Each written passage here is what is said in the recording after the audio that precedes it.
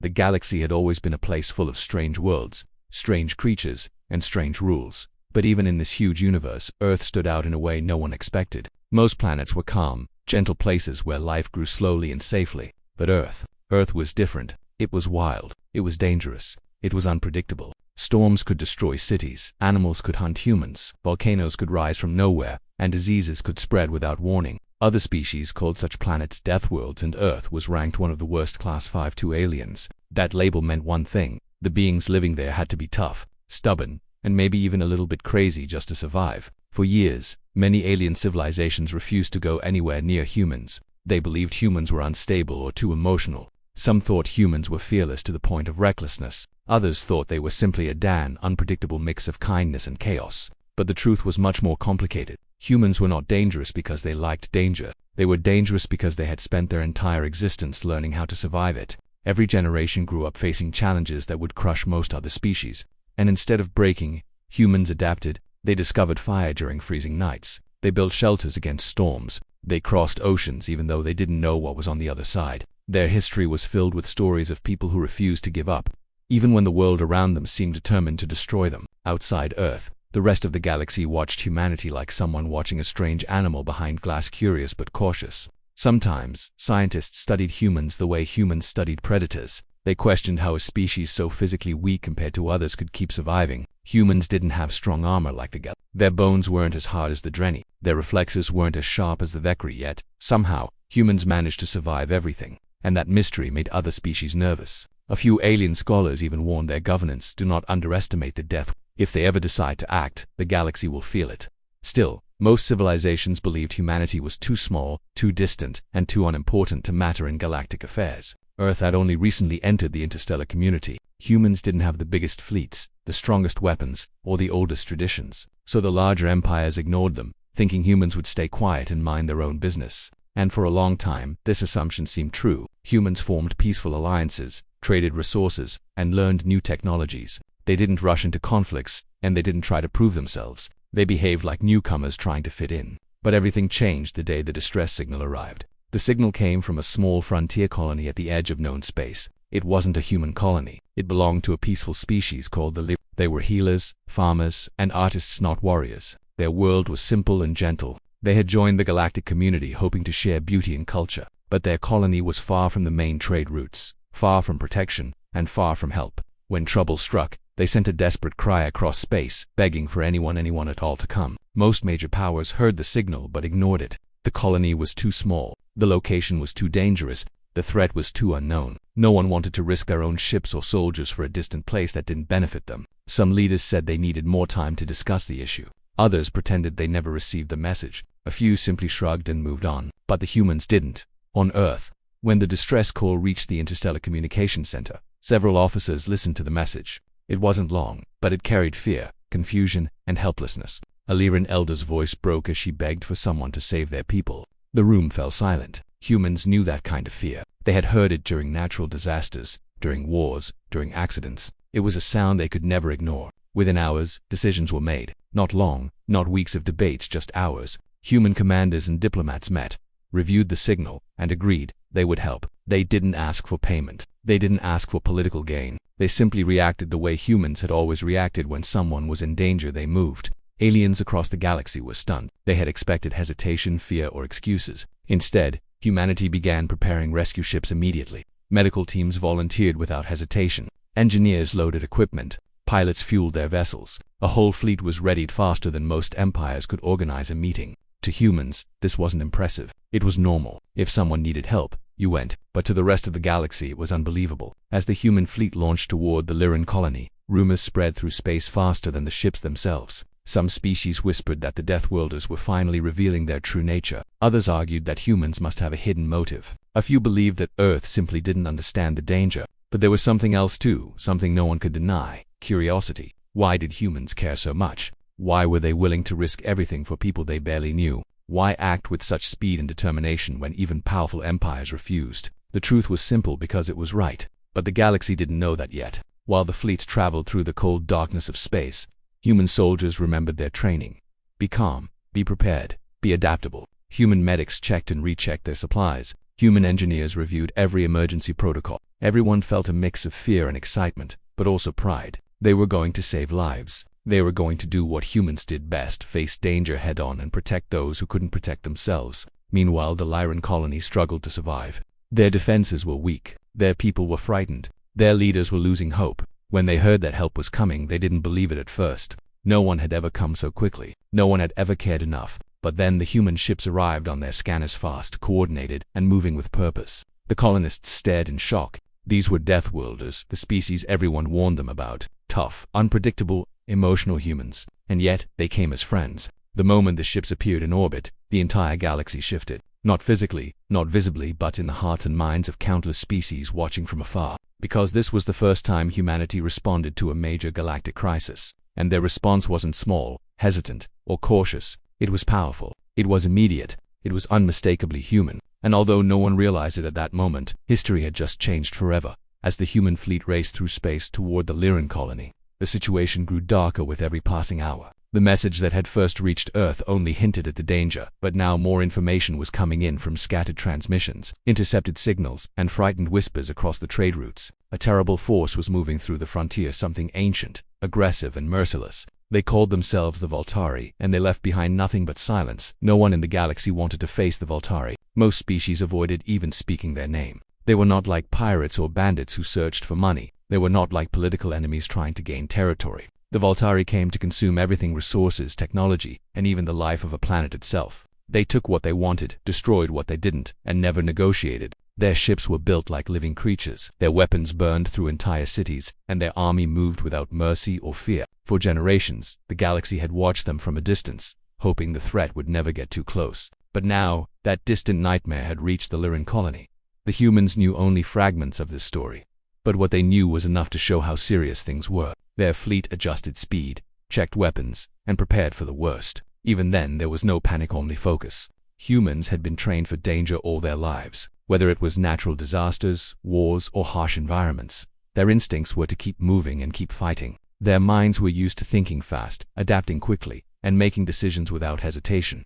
But as they flew deeper into the frontier, the signs of destruction became more clear. Dead satellites drifted in space. Burned-out communication buoys flickered with half-working lights. Small transport ships were found floating empty, with no survivors. Every discovery brought a heavy silence across the human ships. The Voltari had already been there. Asterisk on the Lyran colony. Fear was rising like a wave. The colonists had never faced real violence before. They were gardeners, teachers, artists, and scientists. Their defenses were simple, meant only to keep wild animals away, not armies. Their weapons were few, and their shields were weak. They had sent their distress signal, hoping that someone, anyone, would hear it.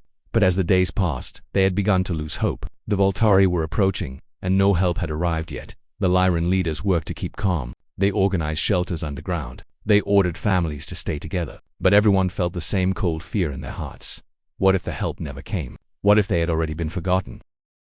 Then, one morning, their long-range scanners detected movement. At first, the colony's technicians feared it was the enemy. But when they zoomed in, they saw something unbelievable: human ships, dozens of them, moving in a perfect formation. The colonists stared at the screens with wide eyes. For a moment, nobody spoke. Then, tears began to fall. The Deathworlders had come. Back in space, the human fleet was receiving constant updates from scout ships. The Voltari were close to close. The humans had expected to arrive early.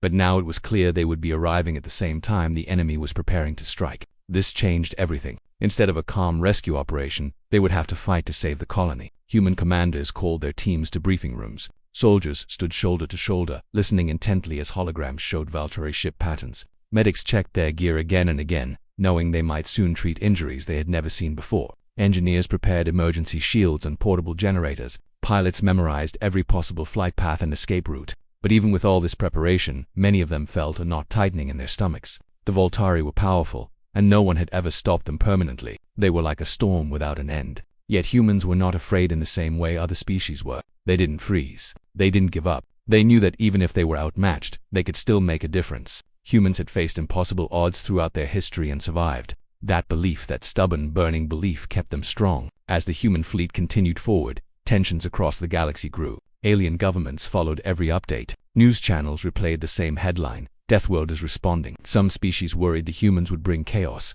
Others hoped this was the beginning of something new, someone finally standing up to the Valtari. But no matter what anyone believed, everyone was watching. The Valtari, unaware of the human fleet, continued their advance. Their ships darkened the sky as they moved closer to the colony. Their shadows fell across the planet's surface, and panic spread through the streets. Parents pulled their children indoors. Elders whispered old stories about planets swallowed by the Valtari. Even the bravest Lyran guards felt their hands shaking as they prepared for what seemed like the end. On the ground, the colony's emergency alarms echoed through every building. People ran to shelters. The sky itself seemed to vibrate with energy. For the first time in their peaceful history, they felt the true meaning of fear, not just danger, but helplessness. Then something unexpected happened. The Valtari ships slowed, not because they chose to, but because something approached them fast, bright, and impossible to ignore. The human fleet had arrived on the battlefield. The first moment of contact was strange. The Valtari scanned the human ships, confused. The Deathworlders were a small, young species. Their technology was newer, their fleets were smaller. The Valtari saw no threat, but they didn't understand humans. They didn't understand what a Deathworlder truly was. Humans didn't need to be the strongest. They didn't need to be the oldest. They only needed one thing, a reason to fight. And saving innocent lives was more than enough. The rising challenge grew even more intense. As human commanders realized the Valtari weren't stopping, they were preparing to attack both the colony and the human fleet. The humans had to make a choice. They could retreat and save their ships, or they could hold the line and protect the colony. For a few seconds, silence filled the command bridge of the lead human ship. Officers exchanged tense glances. The decision would change everything. But in the end, there was no real debate. Humanity didn't run. Orders were given. Weapons activated. Shields rose. Every ship moved into defensive positions between the colony and the approaching danger. Human pilots locked in their targets. Engineers pushed their systems to maximum limits. Soldiers stood ready to drop to the planet's surface the moment they were needed. The humans knew exactly what they were about to face, and they stood between the colony and destruction anyway. The Lyrans watched from below, unable to believe what they were seeing.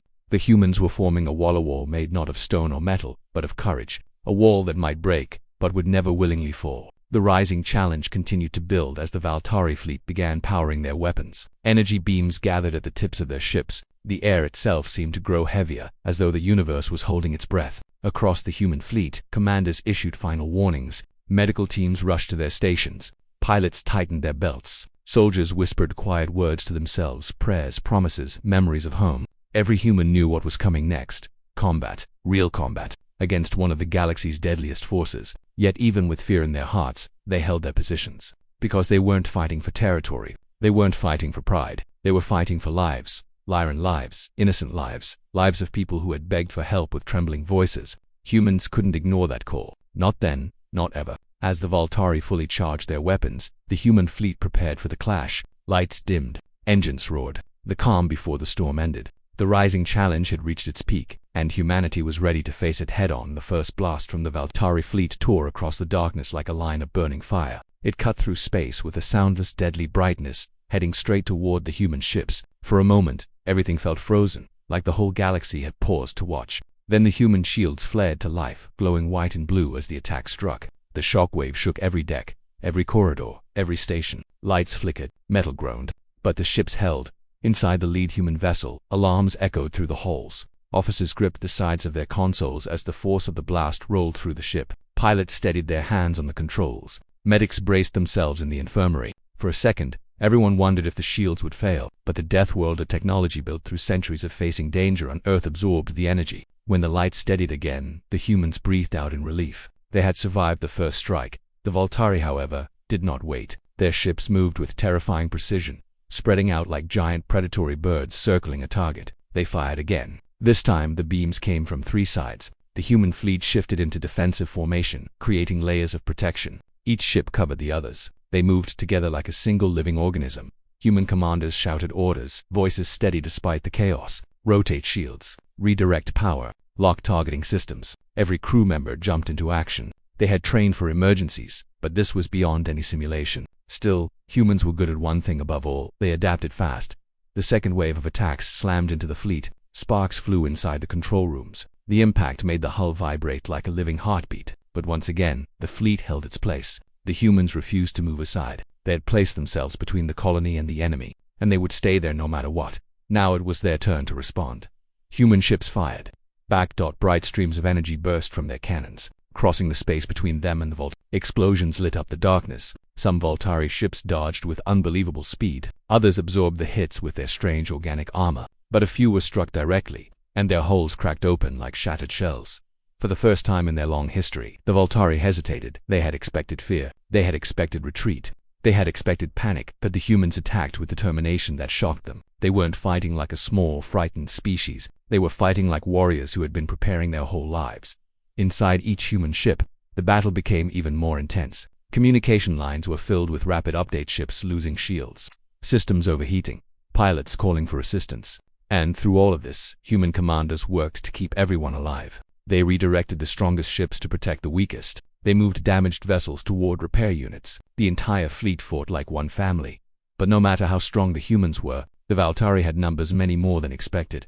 The sky above the Lyran colony darkened even more as another wave of Voltari reinforcements arrived. Their ships were larger, more powerful, and equipped with weapons that made even experienced human soldiers tighten their grip on their seats on the ground. The Lyrans watched in horror. Their beautiful skies, once filled with soft light and gentle clouds, were now a battlefield. Flashes of explosions reflected off the rooftops. Tremors rolled through the ground as energy blasts hit the planet's upper atmosphere. Children hid behind their parents. Elders held each other's hands. Everyone waited for destruction to rain down. But then they saw something unexpected. Human dropships descended through the clouds not to evacuate, but to defend the humans who were coming down to the surface. Inside the dropships, soldiers sat strapped into their seats as the crafts shook violently. Some whispered to themselves. Some closed their eyes and breathed deeply. Others double-checked their gear, ignoring the fear racing through their bodies. Every soldier knew the risk. Once they landed, they would be face to face with Voltari ground forces, creatures far stronger than most humans. But humans did not let fear stop them. They let fear sharpen them. When the dropships hit the ground, the doors opened, and the soldiers ran out into streets filled with frightened colonists. Some Lyrans cried at the sight of them. To the colonists, the humans looked like angels made of courage and armor. To the humans, the Lyrans looked like people who needed protection, nothing more, nothing less. The soldiers immediately started setting up defensive lines. Engineers placed portable shield emitters around the colony's main buildings. Medics began treating the wounded. Other humans guided Lyran families toward safer areas. They moved quickly, efficiently, and bravely. It didn't matter that they had never been to this world before. Right now it was their responsibility to defend it. Above them, the battle in space grew even more brutal. Human ships took heavy damage. One vessel exploded, sending a wave of debris across the battlefield. The commander of another ship ordered an emergency evacuation. Sailors rushed to escape pods. The sacrifices were painful, but the humans never broke formation. Even as ships fell, they continued to fight.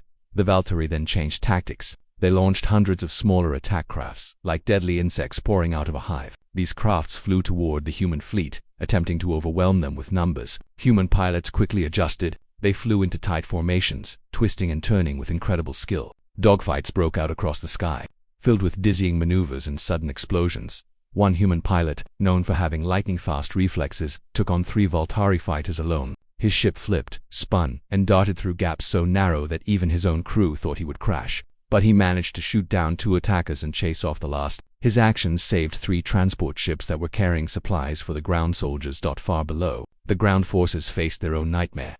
The Voltari had landed.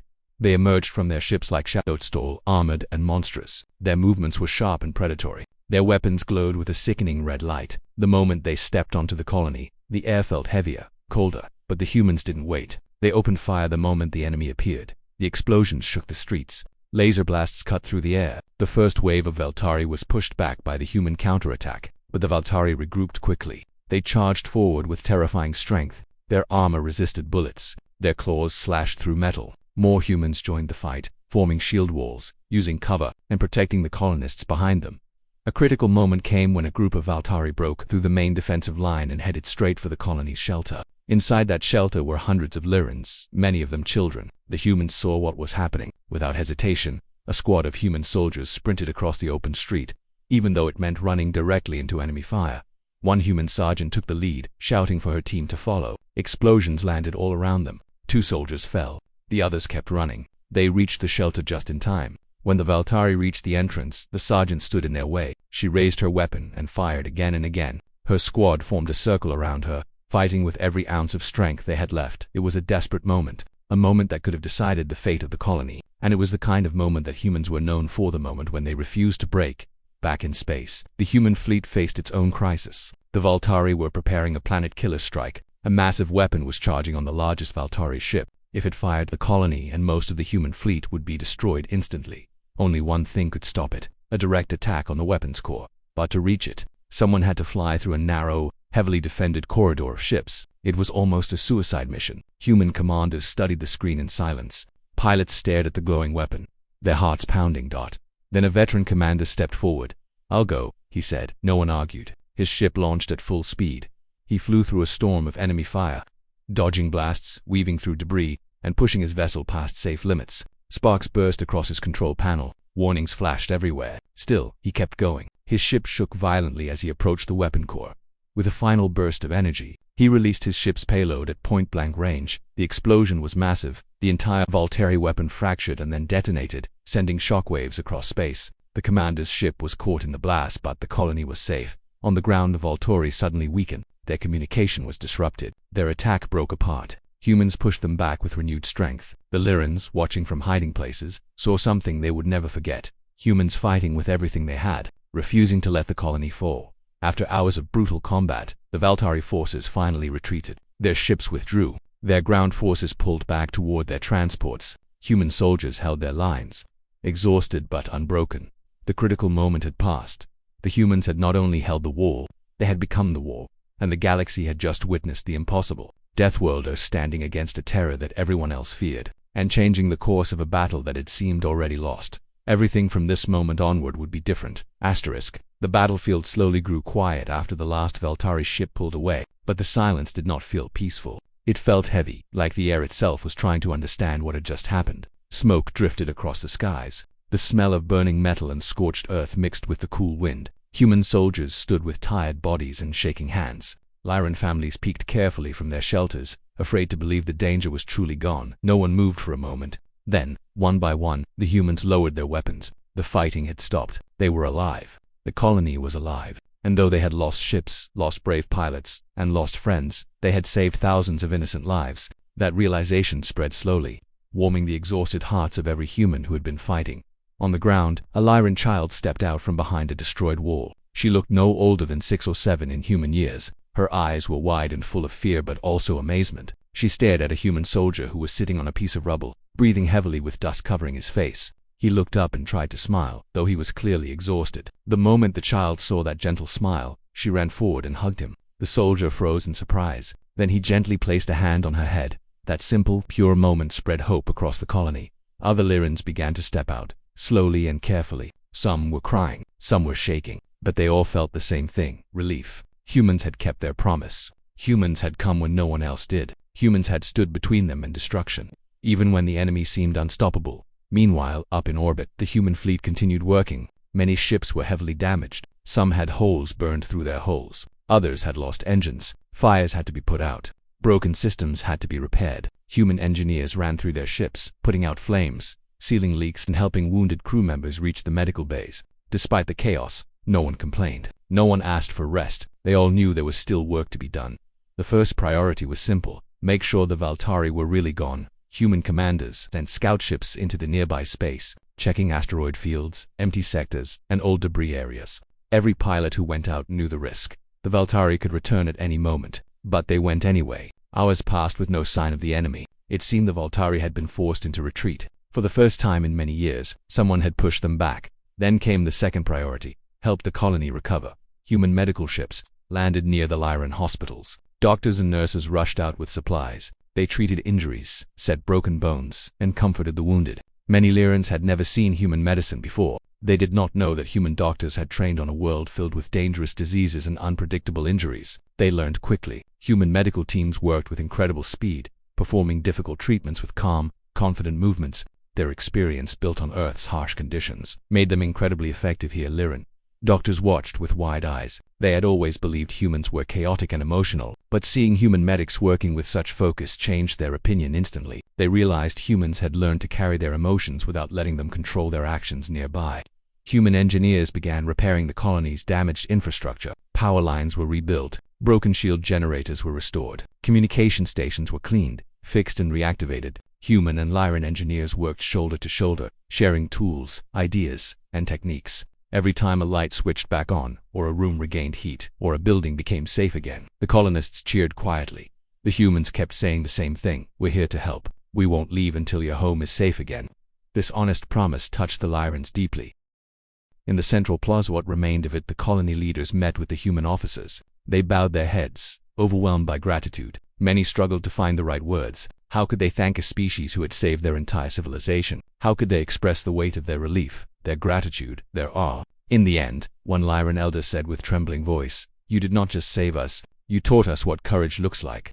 The human commander, still covered in dust and dried sweat, simply nodded. "We did what anyone should do," he replied. "You asked for help. We came." The Lyran leaders exchanged looks. Anyone should do it, but no one else had. None of the powerful empires had responded. None of the wealthy nations had acted. Only Earth, the young and underestimated world, had moved, and that truth spread like wildfire through the colony. Meanwhile, news of the battle traveled far beyond the frontier. Every major species received updates. Entire star systems watched recordings of humans fighting the Valt. Videos showed humans charging into enemy fire, protecting fleeing civilians, repairing systems while under attack. One clip, showing the human sergeant standing in front of the shelter while holding off the Valtari, became the most replayed recording in several clusters. Even species who had once feared humans felt something new: respect. But the biggest shock came when the galaxy learned about the human commander, who sacrificed himself to destroy the Valtari's planet killer weapon. His bravery shook the entire political landscape. Leaders who had ignored the distress signal now felt ashamed. Empires that had doubted humans now realized what Deathworlders were truly capable of. With the immediate danger gone, the humans formed reconstruction teams. Troops who had been fighting hours earlier now carried food crates, built temporary homes, and helped distribute clean water. Some soldiers played with Lyran children, lifting them onto their shoulders or teaching them simple human games. Others helped elders walk or repaired broken farmland machinery. It was strange, seeing warriors who had faced deadly enemies now helping pick up fallen bricks or sweep debris. But that was what made humans unique. They could shift from fighters to healers in seconds. In one part of the colony, a Lyran farmer approached a group of soldiers. His fields were ruined, burned by stray blasts. His crops, his life's work, were gone. He looked at the blackened land with despair. A human engineer walked up beside him, studied the destroyed soil, and said, "We can fix this." The farmer stared in confusion. The human smiled again. "Earth taught us something important. Life grows back. Always." And for the first time since the attack began, the farmer believed it. Elsewhere, a team of human scientists examined the Valtari technology left on the battlefield. They found strange energy cells, pieces of armor, and unfamiliar weapons. Their discoveries could help the galaxy better understand this dangerous enemy. They quickly shared their findings with the Lyrans, who had never studied war before. The humans shared not only knowledge, but also strategies: how to stay safe, how to hide signals, how to build simple defenses. The Lyrans listened with great care. They did not want to be helpless again. As reconstruction continued, the humans set up communication links that connected the colony to Earth. Lyran families spoke to human volunteers back on the home planet. They exchanged stories of culture, music, and family. What began as a desperate rescue mission slowly transformed into an unexpected friendship between two species. In the following days, diplomats from nearby regions arrived. They wanted to understand how humans had defeated the Valtari in direct combat. They wanted to know why humans had risked so much for strangers. Every diplomat who walked through the colony saw the same thing: humans working tirelessly, helping without expecting anything in return. Some of these diplomats had once believed Deathworlders were dangerous. Now they realized humans were dangerous only to those who threatened the innocent. Finally, after long days of fighting, repairing, and helping, the humans were ready to speak plainly with the Lyran leaders. They gathered in a large hall, one of the few buildings still standing. The human commander placed a map on the table, showing the colony, the Valtari routes, and the surrounding systems. He explained that the Valtari were not defeated forever. They had been pushed back, wounded, and forced to retreat. But their empire was vast. They would return someday. It could be months, it could be years, but they would come. The Lyrans listened in fear. But then the commander continued, "You won't be alone next time." His voice was steady, confident, and full of promise. Earth would train them. Earth would defend them. Earth would stand with them. Those words changed the atmosphere inside the hall. The Lyran leaders felt a weight lift from their hearts. They no longer felt small or helpless. They no longer felt abandoned. They had an ally, and not just any alien ally, who had already proven they would risk everything to protect others. Over the next week, the human fleet repaired its most damaged ships. Soldiers who had fought bravely received medical treatment. Pilots shared stories of the battle. Everyone knew this fight would be remembered. Everyone felt it had been the beginning of something important, something much bigger than just one colony, one battle, or one victory. Before leaving, the humans held a small ceremony for the fallen. Lyrans joined them. They stood together, lighting small crystal lamps that floated into the sky like stars rising towards space. The ceremony was quiet, gentle, and filled with emotion. The Lyrans saw tears in human eyes, and they understood something new. Humans fought hard, not because they loved violence, but because they loved life. When the human fleet finally prepared to depart, the entire colony gathered to see them off. Children waved, elders bowed, families held handmade signs in their glowing hands, simple words like thank you, bravery, and friends. The humans waved back, smiling tired but sincere smiles. The engines roared. The ships lifted slowly into the sky. The colony watched until the last light disappeared among the stars. The battle was over. The rebuilding had begun, and the bond between Earth and the Lyran people was now unbreakable. The galaxy would soon understand the full truth. When Deathworlders rise to protect others, they do not simply win battles. They change worlds. The months after the battle passed slowly at first, like a world trying to learn how to breathe again. The colony that had once been full of fear and chaos was now calm, and its people were finally able to walk outside without looking up at the sky every few seconds. The humans had left a strong mark on everything and everyone. Their ships, their machines, their way of speaking, their style of fighting, every detail had become a topic of conversation across the galaxy. Aliens who had never met a human now talked about them as if they were legendary figures from an old story. Some spoke with admiration, some with amazement, and a few with fear, because no one could forget how the Deathworlders had changed the entire war in just a short amount of time.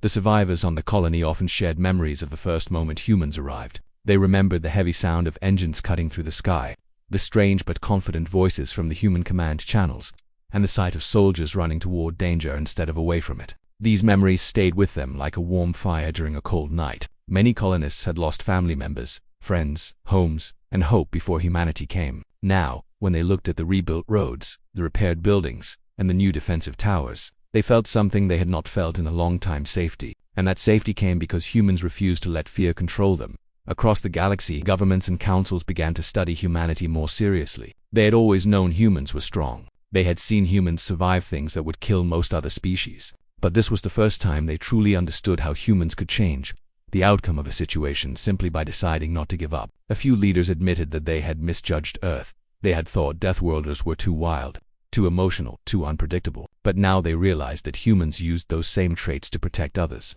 to fight for strangers, and to rebuild worlds that were not their own. This changed the way the galaxy looked at power, courage, and unity. Some alien scholars wrote long reports explaining the psychology of humans.